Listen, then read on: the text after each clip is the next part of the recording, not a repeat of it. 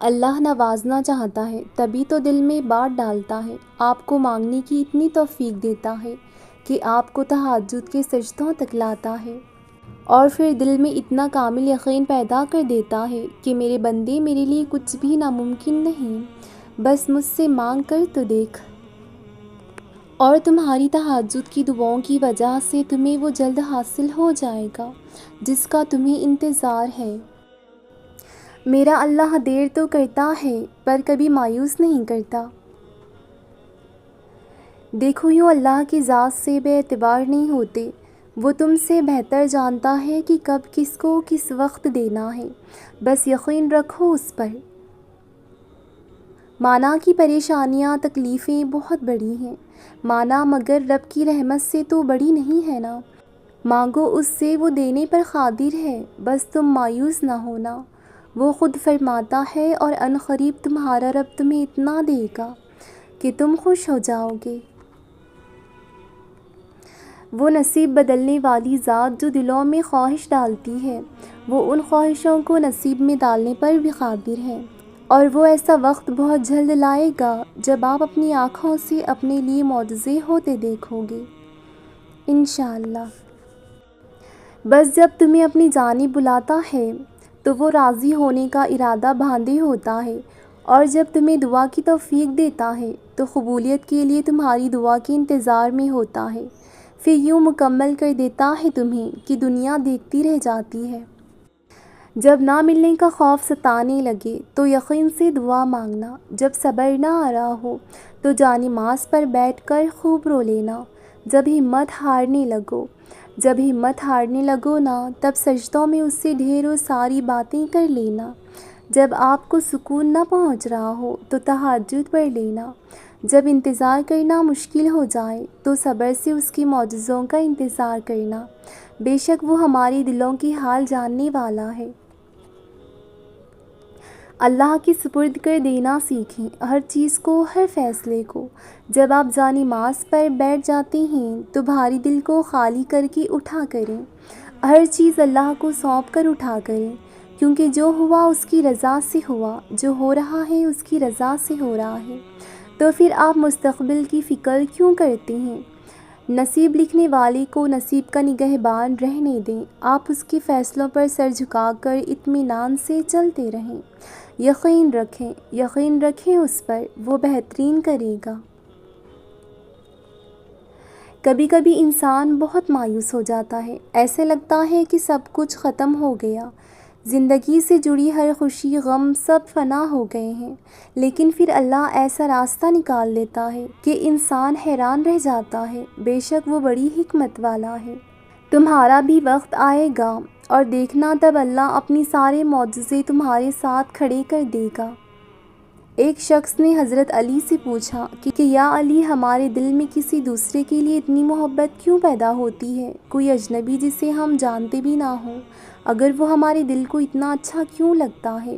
مولا علی نے فرمایا، اللہ تعالیٰ نے دنیا قائم کرنے سے پہلے تمام انسانوں کی روحیں پیدا کی اور تمام روحیں ایک جگہ جمع کی تھیں، وہاں پر جو روحیں ایک دوسرے کے بہت نزدیک تھیں، جب وہ دنیا میں ایک دوسرے کے سامنے آتی ہیں تو محبت پیدا ہوتی ہے۔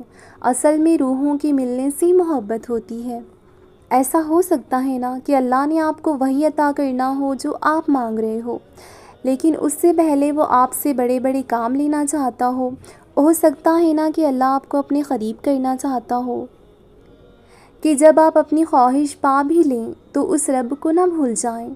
یہ بھی تو ہو سکتا ہے نا کہ وہ آپ کو آپ کی خواہش اس وقت عطا کرنا چاہتا ہو جب آپ کو اس کی سب سے زیادہ ضرورت ہو سکتا ہے نا کہ وہ آپ کو آپ کی خواہش کے علاوہ اور بھی بہت کچھ عطا کرنا چاہتا ہو۔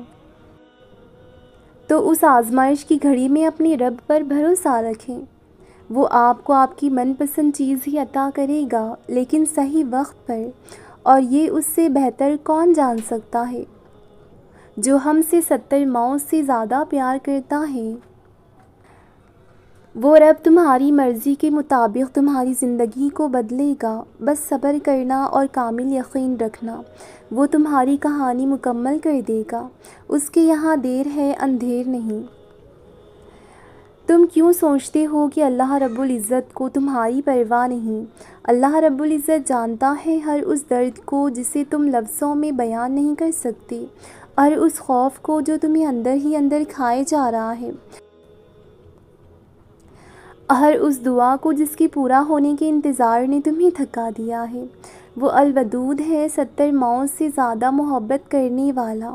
وہ چیزوں کو اس طرح سے ترتیب دیتا ہے کہ عقل حیران رہ جاتی ہے، اور وسیلے وہاں سے پیدا کرتا ہے جہاں سے امید بھی پیدا نہیں ہو سکتی۔ اس نے سنا ہے تمہیں، اور وہ تمہیں وہ سب دینے کے لیے تیار ہے جس کا تم نے خواب دیکھا تھا۔ بس انتظار کرو، بس انتظار کرو، کیونکہ معجزے وقت مانگتے ہیں اور صبر مانگتے ہیں۔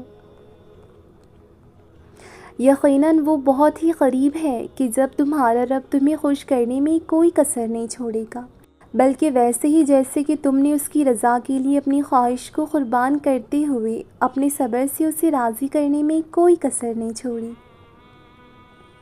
اور جلد ہی اللہ تمہارے لیے ایسا معجزہ بھیجے گا جس کی نہ کوئی حد ہوگی اور نہ کوئی اختتام۔ سجدوں میں خاموشی سے بہتے ہوئے آنسوؤں کا شور جب عرش پر سنائی دیتا ہے، تب سارے آسمان پر پردے ہٹا دیے جاتے ہیں اور معجزوں کو زمین کی طرف روانہ کر دیا جاتا ہے۔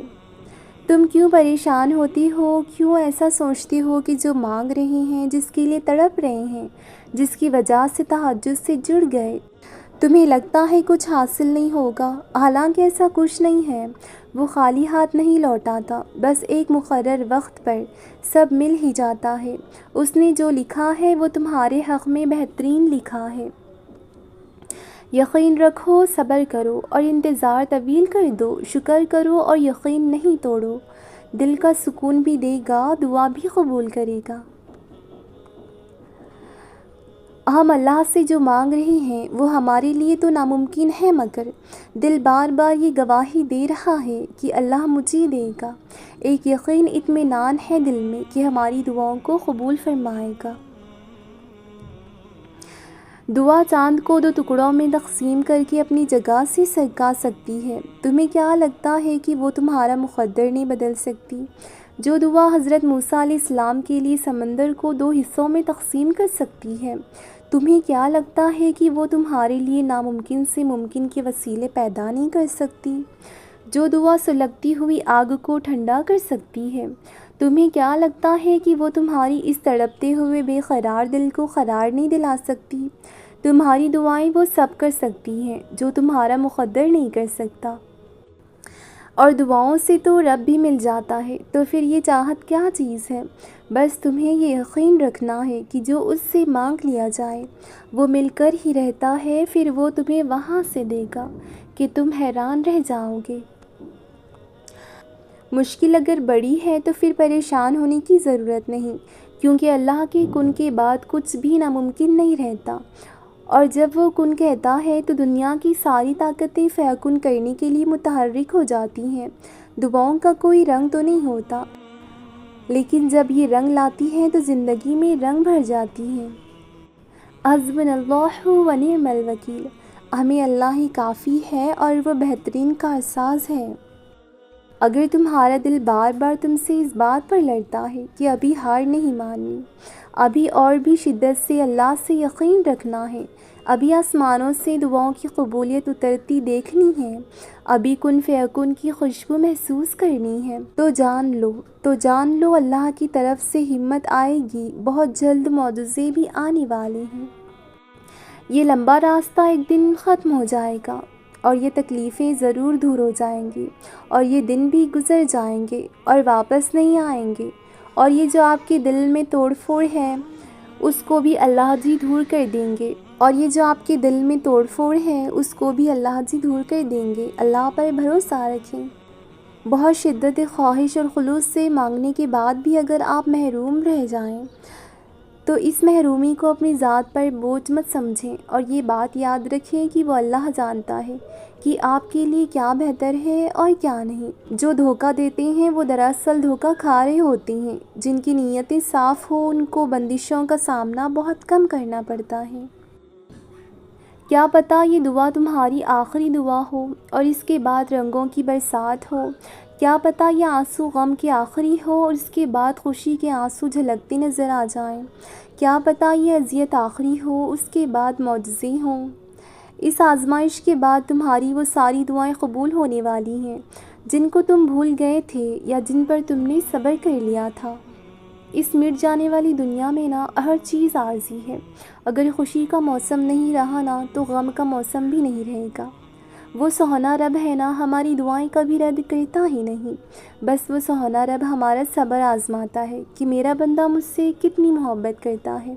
اور کچھ دعائیں ہوتی ہی اتنی پیاری ہیں کہ سہونے اللہ کو اپنے بندے پر اتنا پیار آتا ہے کہ وہ ان دعاؤں کو اپنے پاس سنبھال کر رکھتا ہے، پھر روز اپنے بندے کی ملاقات کا انتظار کرتا ہے کہ میرا بندہ مجھ سے فریاد کرنے آئے گا، کیونکہ کچھ آوازیں، کچھ دعائیں، کچھ صدائیں اس کی بہت لاڈلی ہوتی ہیں، تبھی وہ انہیں بار بار سننا چاہتا ہے۔ تمہاری جس دعا کی وجہ سے سہنے اللہ کو تم اتنے پیارے لگتے ہو، ایسی دعا تو ساری عمر بھی قبول نہ ہو تو سکون رہتا ہے نا، یہ سوچ کر کہ اس سہنے رب کو میرا ہر روز انتظار رہتا ہے اور اسی کے ذریعے رابطہ بھی حال رہتا ہے۔ بس اس سہنے رب پر تمہارا یہی یقین تمہیں پھر ان مقامات تک لے جاتا ہے جن کا تم تصور بھی نہیں کر سکتے کبھی۔ تمہارا صبر ہی تمہاری سب سے بڑی طاقت ہے، اسی لیے کہ ابھی تک تمہاری منزل کا پتہ نہیں مل سکا۔ اس کا مطلب یہ تو نہیں کہ تم مایوس ہو کر چلنا ہی چھوڑ دو، صرف اسی لیے کہ تم اب تک یہ جان نہیں سکے کہ تمہارے لیے کیا بہتر ہے اور کیا نہیں۔ اس کا مطلب یہ تو نہیں کہ تم دعا کے لیے ہاتھ اٹھانا بند کر دو، تم جس سے رابطہ رکھنا چاہتے تھے اس سے رابطہ بھی نہیں رہا، تو اس کا مطلب یہ تو نہیں کہ تم اللہ رب العزت سے ہی رابطے توڑ دو۔ امید انہی کے لیے ہے، امید انہی کے لیے ہے جو یقین رکھتے ہیں، اور مایوسی انہی کے لیے ہے جو انتظار نہیں کرتے۔ کیوں خود کو اتنا الجھا رکھا ہے؟